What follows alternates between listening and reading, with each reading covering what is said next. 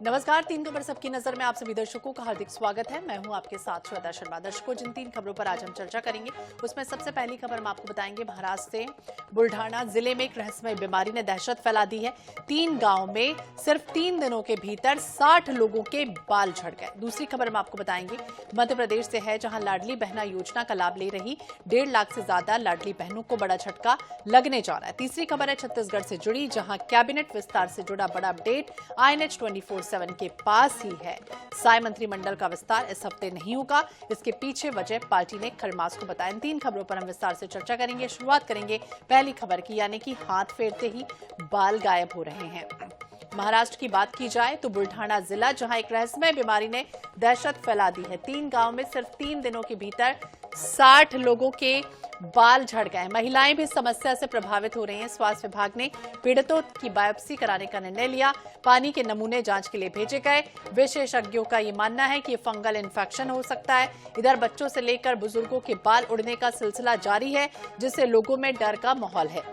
शहर के शेगांव तहसील के बोटगांव, कालबड़ और हिंगना गांव में बच्चों से लेकर बूढ़ों तक सभी लोगों के बाल झड़ रहे हैं। इससे सभी गंजे होते जा रहे हैं। यहां तक कि महिलाएं भी इसका शिकार हो रही हैं। गांव में ये बीमारी फैल रही है। बीमारी कौन सी है, फिलहाल इसका पता नहीं चला है। तो स्वास्थ्य विभाग की टीम ने गांव में जाकर सर्वे पूरा कर लिया। साथ ही पानी का सैंपल भी लिया गया है। और इस बीमारी के पहले दिन व्यक्ति के सिर में खुजली होती है, दूसरे दिन से बाल हाथ में आने शुरू हो जाते हैं और तीसरे दिन मरीज गंजा हो जाता है।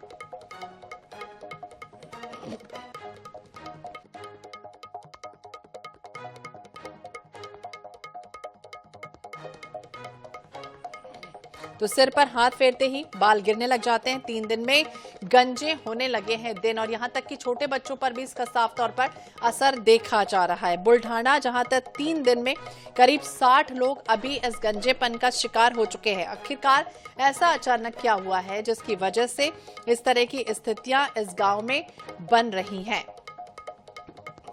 तो ये भी कहा जा रहा है कि ज्यादातर महिलाएं, पुरुष और यहां तक कि बच्चे भी इस बीमारी की जद में हैं। और सिर और दूसरे अंगों के हाथ पैर के भी बाल अपने आप झड़ रहे हैं। यानी कुछ लोग तो महज 3 दिन के अंदर पूरे गंजे हो गए। उनके हाथ और पैरों के बाल भी जा चुके हैं। डॉक्टर्स हालांकि इसका समाधान निकालने की कोशिश कर रहे हैं, लेकिन समाधान नहीं मिल रहा। और आखिरकार क्या बड़ी वजह है जिसकी वजह से ये बीमारी इतनी फैल गई?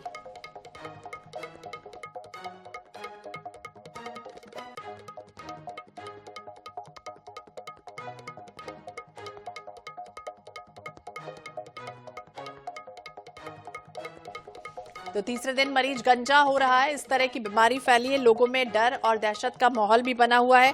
इस बीच हालांकि स्वास्थ्य विभाग ने इस रहस्यमयी बीमारी की खोजबीन भी शुरू कर दी है कि आखिरकार क्या बड़ी वजह रही है जिस वजह से अचानक सर के बाल अपने आप गायब हो रहे हैं। 3 दिन का वक्त लगता है। पहले दिन खुजली होती है और दूसरे दिन ये धीरे धीरे झड़ना शुरू कर देते हैं और तीसरे दिन तो पूरे के पूरे बाल चले जा रहे हैं।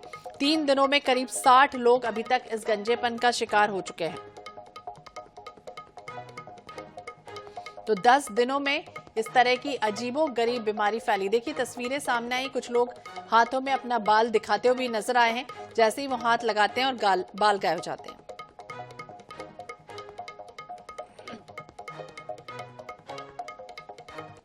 अचानक केस गळती काही रुग्णांमध्ये सुरू झालेली आहे। तर आरोग्य विभागातर्फे वैद्यकीय अधिकारी, समुदाय आरोग्य अधिकारी, आरोग्य सहाय्यक, आरोग्य सेवक व आशा यांच्यातर्फे सर्वेक्षण करण्यात आलेले आहे सर्व गावाचे। त्यामध्ये बोंडगाव, कालवड व कठोरा येथे अनुक्रमे 16, 13 व 7 केस गळतीचे रुग्ण आढळून आलेले आहेत। तर त्या अनुषंगाने आम्ही सदर नागरिक वापरत असलेला पाणी नमुना ह्या तपासणीसाठी शेगावला पाठवण्याच्या सूचना ग्रामपंचायतला दिलेल्या आहेत व सदर रुग्णांचे प्राथमिक उपचार केलेले आहेत व सदर अहवाल आम्ही मान्य जिल्हा आरोग्य अधिकारी कार्यालय बुलढाणा येथे पाठवलेला आहे। तो पानी का सैंपल लिया जा रहा है। ये सुन भी रहते हैं हम बाइट। ये कहना है कि पानी का सैंपल लिया गया कि हो सकता है कि पानी में कोई ना कोई गड़बड़ी हो जिस वजह से इस तरह की स्थितियां बन रही हैं, या फिर कोई शैम्पू ऐसा लगाया हो जिसकी वजह से इस तरह से लोगों के बाल झड़ गए। लेकिन पूरे मामले की तफ्तीश जारी है और जांच भी जारी है कि आखिरकार क्या बड़ी वजह रही है जिस तरह से ये रहस्यमय बीमारी लोगों के बाल इसमें जा रहे हैं। तो सिर पर हाथ फेरते ही हाथ में बाल आ जाते हैं। कुछ लोगों की हालत तो और बुरी है।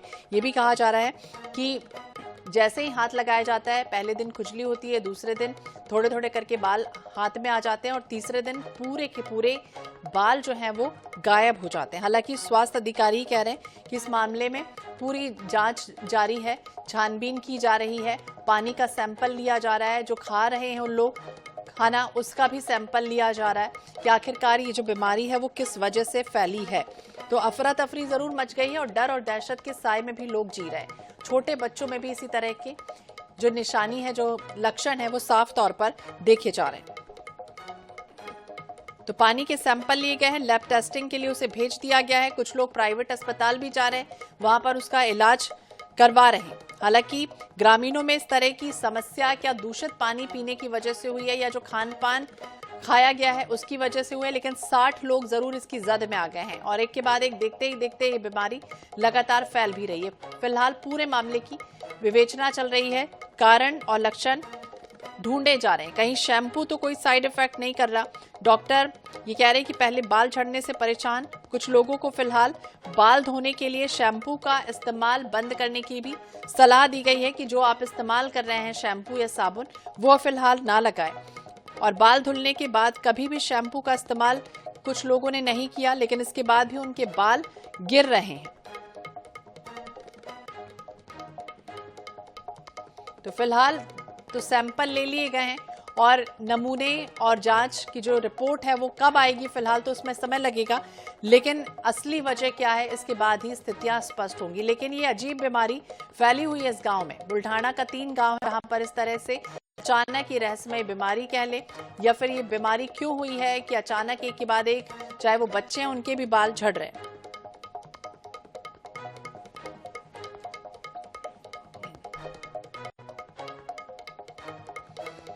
तो 3 दिन में 60 लोग अभी तक इसकी जद में आ चुके हैं और एक के बाद एक कई लोग और इसकी जद में आ रहे हैं। पहले महिला और पुरुषों के बाल झड़े, तभी कहा जा रहा था कि शायद कुछ ऐसी बीमारी होगी या कुछ खा लिया होगा जिसकी वजह से बाल झड़ना शुरू हो गए। लेकिन इसके बाद बच्चे भी इसकी जद में आने लगे, यानी बच्चों की भी इसी तरह से पहले दिन खुजली हुई और दूसरे दिन धीरे धीरे करके जैसे ही हाथ लगाया सर पे वैसे ही एक के बाद एक बाल जो है वो नीचे गिरने लगे और तीसरे दिन पूरे के पूरे बाल साफ हो गए। स्वास्थ्य विभाग ने सैंपल ले लिए हैं, जांच जारी है, रिपोर्ट आने का इंतजार है।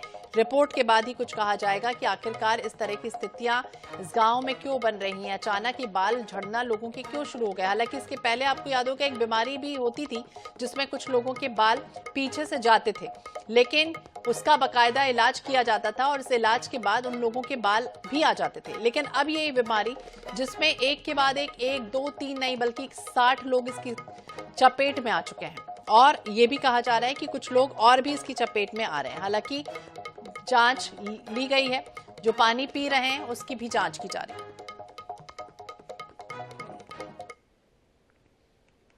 और चलिए बात करेंगे मध्य प्रदेश की, क्योंकि 1.5 लाख लाडली बहना बाहर क्या होने जा रही है। और मध्य प्रदेश में जिस तरह से विधानसभा चुनाव में गेम चेंजर साबित हुई थी लाडली बहना योजना और अक्सर सुर्खियों में भी रहती है ये योजना। महिलाओं को इस योजना की अगली किश्त का इंतजार होता है, लेकिन इससे पहले ही मध्य प्रदेश की लाडली बहना योजना से एक खबर सामने आ रही है। योजना का जो लाभ ले रही है 1.5 लाख से ज्यादा लाडली बहना, जिन्हें बड़ा झटका लगेगा। सरकार की ओर से यह ऐलान कर दिया गया है कि इस योजना में जो लाभ ले रही हैं 1.63 लाख महिलाएं, इनके नाम काट दिए जाएंगे। दरअसल ये सभी महिलाएं 60 साल से ज्यादा की उम्र की हो चुकी हैं और यही वजह है कि इन महिलाओं के नाम योजना में लाभार्थी की लिस्ट से काट दिए जाएंगे। अब जनवरी 2025 में 1.26 करोड़ महिलाओं को 1250 रुपए की किश्त मिल सकेगी। हालांकि इस बीच लोगों के मन में ये सवाल उठा कि क्या 60 साल की महिलाओं के नाम कटने के बाद अब 18 साल से ज्यादा उम्र की जो लाडली बहना हैं उनके नाम योजना में क्या जोड़े जाएंगे।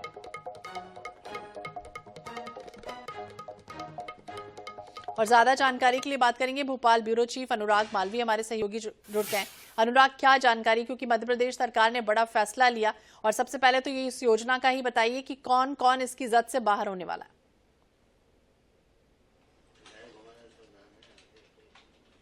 देखिए, बिल्कुल अगर बात करें तो मध्य प्रदेश में जो 60 साल से ज्यादा उम्र की महिलाएं हैं वो तमाम महिलाओं के नाम काट रहे हैं। दरअसल इसको कैलेंडर ईयर हिसाब से शेड्यूल किया गया है, उम्र के महीने के हिसाब से, उम्र की तारीख के हिसाब से नहीं। तो 2025 में लगभग हम देखेंगे तो 1 लाख से ज्यादा महिलाओं के नाम इस योजना से कट रहे हैं।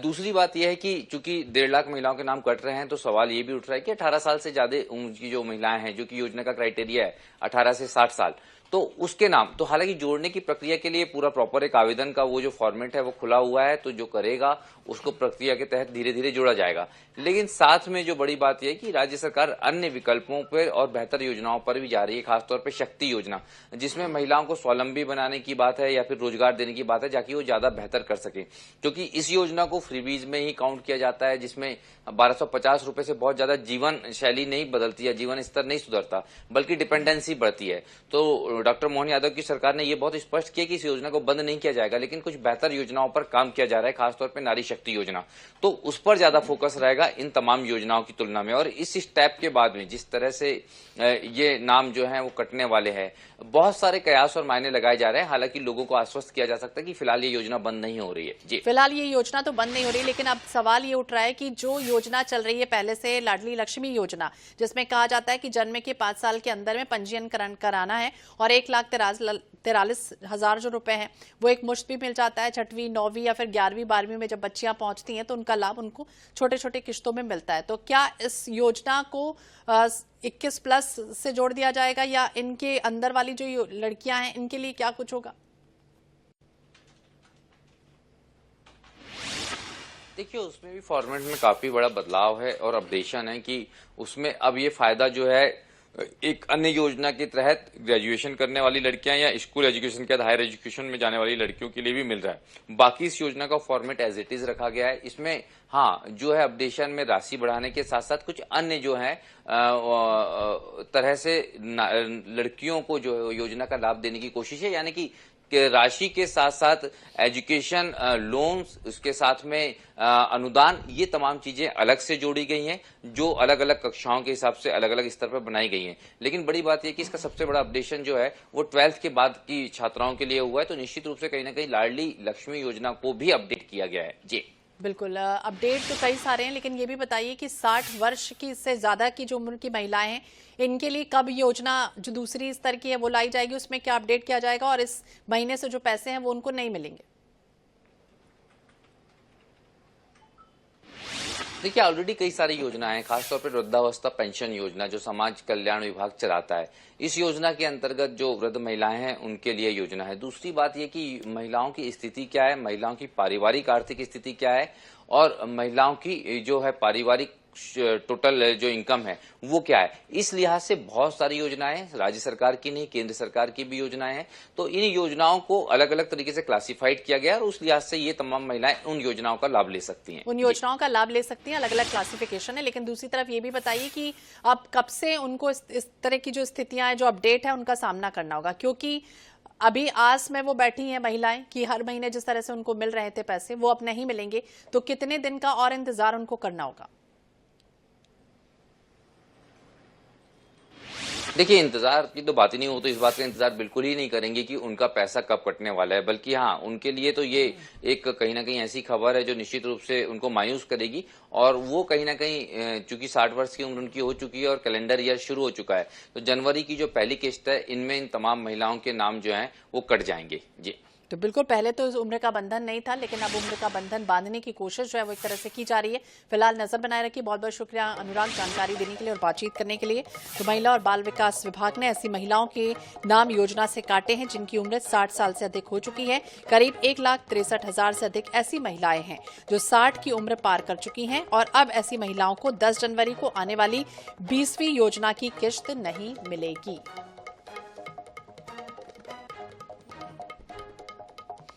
और चलिए, 1.5 लाख लाडली बहना बाहर हो रही हैं और अब छत्तीसगढ़ का रुख करेंगे, यानी संक्रांति के बाद विस्तार होने जा रहा है। जिस तरह से छत्तीसगढ़ की अगर बात की जाए तो छत्तीसगढ़ में कैबिनेट विस्तार से जुड़ा बड़ा अपडेट INS 24/7 के पास है। साय मंत्रिमंडल का विस्तार इस हफ्ते नहीं होगा। इसके पीछे वजह बताई गई है पार्टी ने खरमास को। अटकलें लगाई जा रही थी कि 11 या फिर 12 जनवरी को मंत्रिमंडल का विस्तार हो सकता है, लेकिन अब बीजेपी ने सनातन और धर्म संस्कृति का हवाला दे दिया है और ये कहा है कि मकर संक्रांति के बाद ही विस्तार होगा। खबर यह भी है कि मंत्रिमंडल के विस्तार के साथ प्रदेश अध्यक्ष का भी फैसला होना है। बीजेपी प्रदेश अध्यक्ष किरण सिंहदेव को सिर्फ 1 साल पूरे हुए हैं। ऐसे में उन्हें अध्यक्ष बनाए रखना है या फिर कोई नई जिम्मेदारी देनी है, इस पर पार्टी फैसला ने नहीं किया है और यही वजह है कि स्थिति 15 जनवरी के बाद साफ होगी। साथ ही नगरीय निकाय टलने के कोई आसार नहीं है। फरवरी में निकाय चुनाव होने की पूरी संभावना है।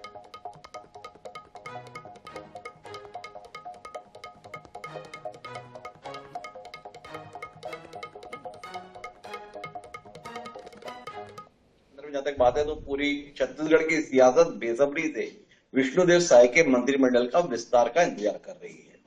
लंबे समय से कयास चल रहा है कि मंत्रिमंडल का विस्तार अब होगा, कब होगा। और हाल फिलहाल सभी जगहों पर इस प्रकार की अटकलें लगाई जा रही है कि 11 या 12 तारीख को मंत्रिमंडल का विस्तार होने जा रहा है।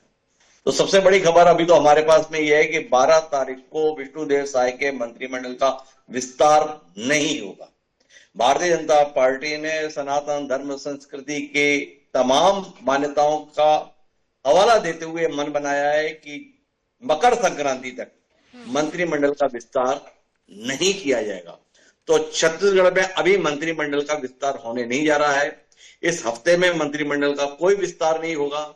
मंत्रिमंडल के विस्तार के संदर्भ में मकर संक्रांति तक इंतजार करना होगा। ये अभी की सबसे बड़ी खबर है। एक दूसरी बड़ी खबर जो छत्तीसगढ़ की सियासत के संदर्भ में है वो यह कि मंत्रिमंडल के विस्तार के साथ साथ ही प्रदेश अध्यक्ष के संदर्भ में भी फैसला लिया जाएगा। वर्तमान में प्रदेश अध्यक्ष के तौर पर किरण देव जी हैं। किरण देव जी जगदलपुर से विधायक हैं, पार्टी के जुझारू और वरिष्ठ नेता हैं। उन्हें अध्यक्ष के तौर पर काम करते हुए बामुश्किल 1 साल का ही समय हुआ है। उनको अध्यक्ष बनाए रखा जाए या उनको कोई दूसरी भूमिका में लाया जाए, इस संदर्भ में पार्टी अभी तक नतीजे पर नहीं पहुंची है। तो कुल जमा अध्यक्ष और मंत्रिमंडल विस्तार, ये दोनों फैसले साथ साथ ही लिए जाएंगे और ये दोनों फैसले 14 जनवरी के बाद ही होंगे।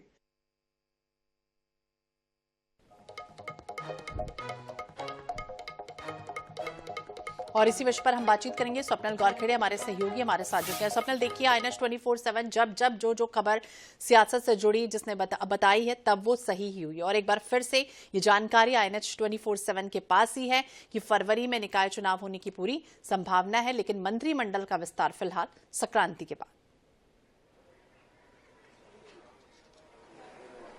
आज निश्चित रूप से INS 24/7 के प्रधान संपादक डॉक्टर हिमांशु द्विवेदी ने ये खबर दी है कि जो मंत्रिमंडल विस्तार होने की जो चर्चाएं थी वो अभी फिलहाल जो है मकर संक्रांति तक नहीं होगा और 14 जनवरी के बाद ही इस पर निर्णय होगा। कहीं न कहीं अभी भी मंत्रिमंडल विस्तार को लेकर सत्ता और संगठन में असमंजस की स्थिति है, क्योंकि प्रदेश अध्यक्ष किरण देव, क्या उनका कार्यकाल बढ़ाया जाएगा या वो जो है मंत्रिमंडल में लाए जाएंगे, तो इसको लेकर भी अभी भी स्थिति स्पष्ट नहीं हो पाई है। दूसरा जो ये है कि रायपुर संभाग से क्या अजय चंद्राकर और राजेश मूणत में से दोनों में से किसको मंत्री बनाया जाए, इसको लेकर भी अभी भी स्थिति स्पष्ट नहीं हो पाई है।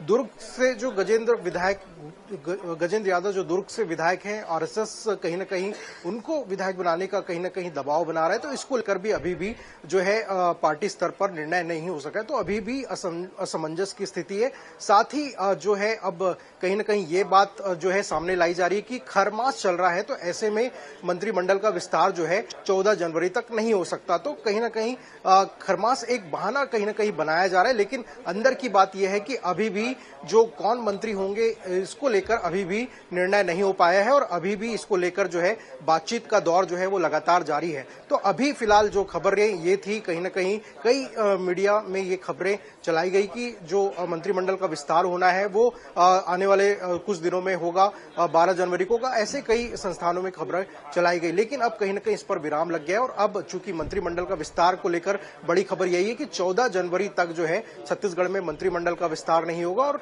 जो है मकर संक्रांति के बाद ही इस पर निर्णय लिया जाएगा। तो इस पर निर्णय लिया जाएगा 14 जनवरी के बाद ही, और कौन मंत्री बनेगा फिलहाल मंथन का तो दौर जारी है। लेकिन स्वप्निल देखिए, दूसरी तरफ पार्टी नेता जो है वो ये भी चाहते हैं कि त्रिस्तरीय पंचायत नगरीय निकाय चुनाव अभी सर पर है, तो पहले क्या उसकी जिम्मेदारियां पूरी कर ली जाए और उसके बाद जो है वो आगे की रणनीति मंथन चिंतन हो। निश्चित रूप से चूंकि संगठन के चुनाव भी चल रहे हैं, नए प्रदेश अध्यक्ष को लेकर भी कहीं ना कहीं अभी चुनाव होना है। चूंकि अभी जो संगठन के चुनाव हुए हैं वो उसमें 50 मंडल के चुनाव अभी भी कहीं ना कहीं बाकी है। 2 जिलों में जो है जिला अध्यक्ष की नियुक्ति नहीं हो पाई है और इसके बाद जो है प्रदेश अध्यक्ष का भी चुनाव होना है। तो कहीं ना कहीं पार्टी का ये कहना है कि पहले जो संगठन चुनाव है ये पूरी तरीके से निपट जाए, उसके बाद ही जो है मंत्रिमंडल के विस्तार पर जो है निर्णय लिया जाएगा। साथ ही चूंकि अब आरक्षण की प्रक्रिया पूरी हो चुकी है और अब कहा जा रहा है कि 15 जनवरी के बाद कभी भी जो है चुनावी तारीखों का ऐलान किया जा सकता है। तो अभी कहीं ना कहीं सत्ता और संगठन का पूरा फोकस जो है संगठन और निकाय और पंचायत चुनाव पर ही है। तो फिलहाल इन्हीं दोनों विषयों पर जो है पूरा फोकस अभी किया जा रहा है और चूंकि अभी मंत्रिमंडल विस्तार को लेकर जो है बातचीत होना है, क्योंकि प्रदेश स्तर पर बातचीत होगी, उसके बाद राष्ट्रीय स्तर पर ये जो है निर्णय वहां पर लिया जाएगा, तो इस पे अभी विलंब हो सकता है। तो यही कहा जा रहा है कि 14 जनवरी के बाद ही इस पर निर्णय लिया जाए। तो हो सकता है कि निकाय और पंचायत चुनाव के बाद ही इस पर निर्णय लिया जाए। स्वप्निल किया ये भी कयास है, क्योंकि अगर विभागों के बंटवारे को लेकर हम देखें, चाहे वो वित्त विभाग हो, स्कूल विभाग हो या फिर आबकारी विभाग हो, नए लोगों को मौका मिलेगा या फिर पुराने जो हैं वो उसी में चलते चले आएंगे, क्या ये भी असमंजस है? आज देखिए, असमंजस तो अभी फिलहाल यही है कि मंत्री कौन बनेगा, क्योंकि अभी भी कई वरिष्ठ विधायक जो हैं वो मंत्री बनने की फहरिस्त में है, दावेदारी कर रहे हैं, कहीं ना कहीं दबाव भी जो है संगठन के नेताओं पर बनाते हुए नजर आ रहे हैं। तो अभी भी संगठन असमंजस की स्थिति में है, निर्णय नहीं ले पाई है कि कौन मंत्री होगा, क्योंकि प्रदेश अध्यक्ष किरण देव की बात करें तो कहीं ना कहीं उनको ये कहा जा रहा है कि आप जो है प्रदेश अध्यक्ष का दायित्व जो है वो कंटिन्यू करें, लेकिन वो जो है मंत्री बनना चाह रहे हैं। तो ऐसे में फैसला नहीं हो पाया है और चूंकि अमर अग्रवाल का नाम कहीं ना कहीं मंत्री बनने की रेस में सबसे आगे नजर आ रहा है। इसके बाद रायपुर संभाग की अगर बात करें तो राजेश मूणत, अजय चंद्राकर, चूंकि दोनों कहीं ना कहीं मंत्री बनना चाह रहे हैं, तो अभी भी जो है पार्टी निर्णय नहीं ले पाई है कि कौन मंत्री बनेगा। मंत्री बनने के बाद ही जो है विभागों का बंटवारा किया जाएगा, लेकिन अभी सबसे बड़ी चुनौती ये है कि कई जो दावेदार हैं उसमें कौन और किससे मंत्री बनाया जाए। जी स्वप्निल, बहुत बहुत शुक्रिया बातचीत करने के लिए, जानकारी देने के लिए। तो मंत्रिमंडल का विस्तार इस हफ्ते नहीं होगा, इसके पीछे वजह पार्टी ने खरमास को ही बताया, यानी अटकलें लगाई जा रही थी कि क्या 11 या 12 जनवरी को मंत्रिमंडल का विस्तार होगा, लेकिन अब बीजेपी ने सनातन और धर्म संस्कृति का हवाला दे दिया है। ये कहा है कि मकर संक्रांति के बाद ही विस्तार होगा। मंत्रिमंडल के विस्तार के साथ साथ प्रदेश अध्यक्ष का भी फैसला होना है। तो बीजेपी प्रदेश अध्यक्ष किरण सिंहदेव को सिर्फ 1 साल पूरे हुए हैं, ऐसे में उन्हें अध्यक्ष बनाए रखना है या फिर नहीं, या कोई जिम्मेदारी देनी है, इस पर पार्टी ने फैसला नहीं लिया। इसी के साथ इस बुलेटिन में फिलहाल इतना ही। बाकी अपडेट्स के लिए आप देखते रहिए INH 24/7।